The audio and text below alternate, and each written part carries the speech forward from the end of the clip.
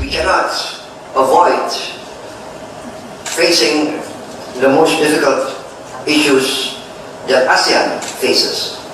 We must realize that ASEAN is part of the Indo-Pacific region where more than half the world's population reside and where 70% of the world economic output is produced. 2/3 of the entire economic productivity of the world comes from the Indo-Pacific region. And the South China Sea is a major part of the Indo-Pacific region. We must be very realistic in facing the critical issues in the South China Sea. We are convinced that all these issues can be and will be resolved through peaceful dialogue, mutual restraint, and wise leadership. We are convinced of that. China is being led by wise leaders. We call upon the world's great powers today to be wise, to be great world leaders, leading through wisdom and benevolence, and avoiding any possibility of conflict and confrontation. World peace and prosperity and the future of mankind will be determined by their wisdom and benevolence, and Indonesia is convinced they will rise to that occasion. Thank you, Mr. Chairman.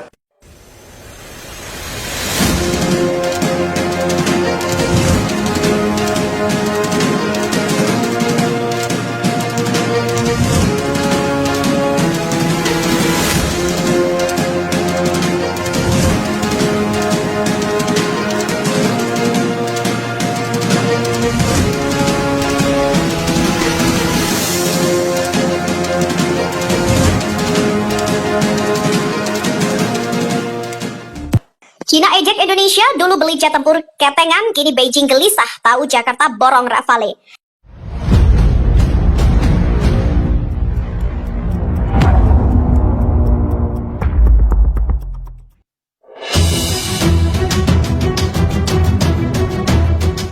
Cina nampaknya menyoroti serius pembelian Rafale dan Indonesia. Pembelian puluhan Rafale yang dilakukan Indonesia mengagetkan banyak pihak termasuk Cina. Cina melihat Indonesia akan semakin berbahaya dengan Rafale-nya. Sebelum membeli Rafale secara masif, Indonesia membeli jet tempur secara ketengan alias sedikit demi sedikit.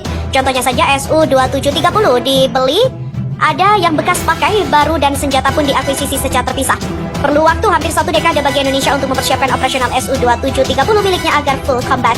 Karena saat itu anggaran pertahanan Indonesia terbatas, maka proses modernisasi alutsista juga lambat. Kemudian sekalinya Indonesia membeli banyak ialah program pengadaan F-16 52ID dan Amerika Serikat. Sebanyak 24 unit F-16 52ID dibeli Indonesia dalam kondisi second hand. Ya, Indonesia membeli Fighting Falcon bekas USAF dan Air National Guard yang sebelumnya sudah disemayamkan di kubur pesawat AMARG Arizona.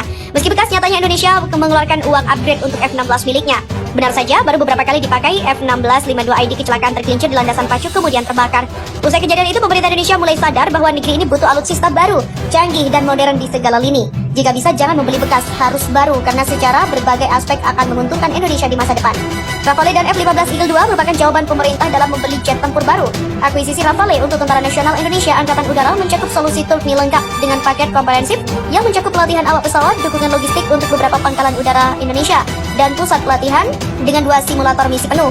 Kemampuan Omniroll Rafale yang unik juga akan memberikan Indonesia alat untuk kedaulatan dan juga kemandirian operasional, memperkuat perannya sebagai kekuatan regional utama. Industri Indonesia juga akan mendapatkan keuntungan dari pengembalian industri yang substansial, tidak hanya di sektor penerbangan, tetapi juga semua bidang kerjasama utama lainnya yang berkaitan dengan portofolio luas teknologi ganda yang dikuasai oleh Dassault Aviation dan juga mitra industrinya Safran Aircraft Engine and Sales.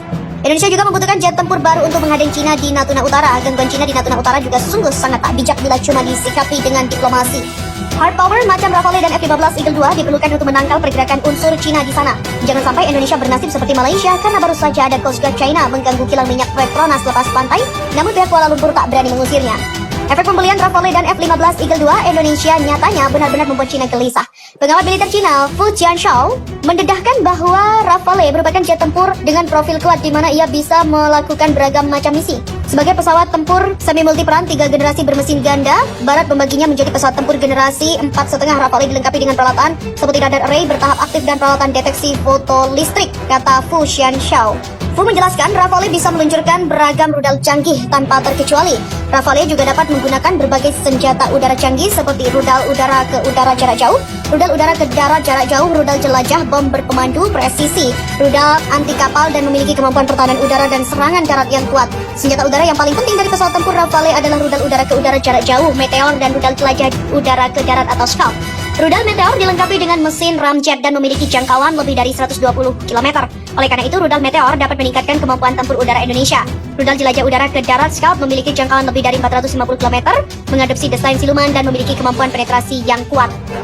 Sebelum membeli Rafale, Cina juga mengejek bahwa Indonesia mampunya cuma beli pesawat sedikit demi sedikit. Pembelian 2 jet tempur canggih Rafale dan F-15 Eagle 2 yang terus-menerus dilakukan oleh Indonesia sangat mengejutkan. Di mana dulu pembelian jet tempur canggih Indonesia biasanya belasan atau 1 digit, misalnya jumlah Su-27 buatan Rusia kurang dari 10. Namun kini Cina gelisah karena kemampuan Rafale dan F-15 Eagle 2 bisa menjegal semua ancaman di udara. Pembelian 2 pesawat tempur generasi ketiga dan setengah tempur secara berturut-turut oleh Indonesia akan sangat meningkatkan kekuatan angkatan udaranya, kata Han. Dan patut ditunggu kedatangan Rafale dan F-15 Eagle 2 yang sudah diakui kemampuannya oleh Cina menjaga langit Indonesia.